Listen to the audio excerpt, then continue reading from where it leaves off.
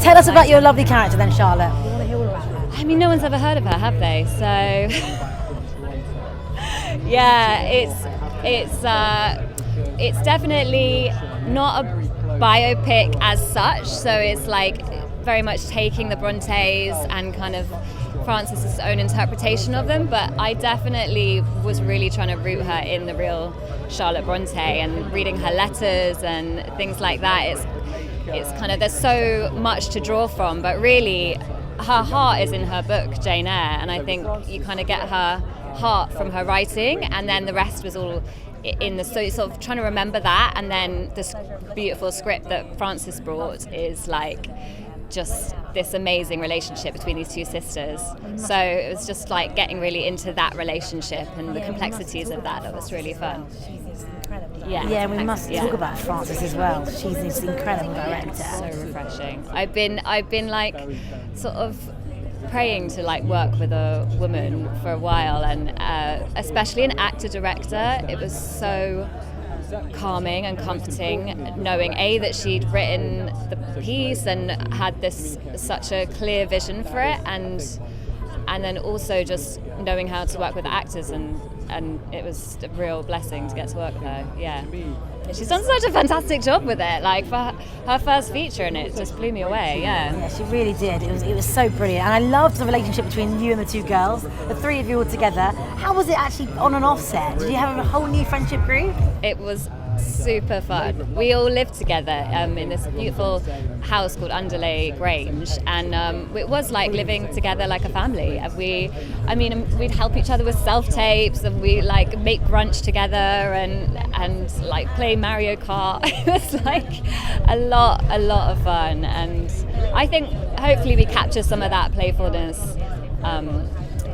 And sort of familiarity, and it was also Frances's idea, I think, for us to live together and also to have a bit of rehearsal time before, so that was really helpful. Finn was saying that him and Ollie did loads of accents and were being really silly. Was it fun with those two as well? It was so much fun.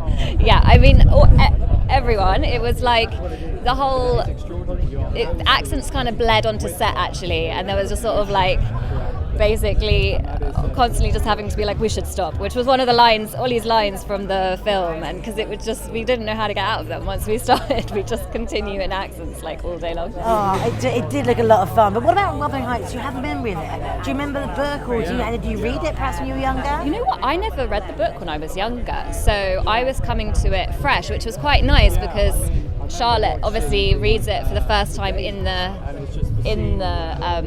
film, and it's kind of like a shock for her, so it was quite nice to come at it with no preconceptions and and sort of look at it and to be reading it for the first time with her in mind and like her point of view, so that was cool. She falls to her knees after reading it. Is it because she's jealous or because she loved it? I think that's for everyone else to judge. I think there's a bit of both. I think because she's horrified by it, but also so jealous that she couldn't write anything. She wouldn't dare to write anything like that. Yeah. What about being in Yorkshire? Was it really cold and wet? Because that scene with you slow-mo running with the girls, was it as cold and wet as I think it might have been? That scene was actually genuinely really cold, and it was weirdly, my dress like went green when it started raining, and I don't know how they've managed to like scrub that out of the film, but that was a long day. We did get quite cold, but we had lots of hot water bowls and stuff keeping us warm. But that was fake rain. There were a few days where it was a lot of real rain. So, which we weren't expecting. So as well. Wow. So with Emily, what makes her so special? Why is she so inspiring and such a special character, especially now?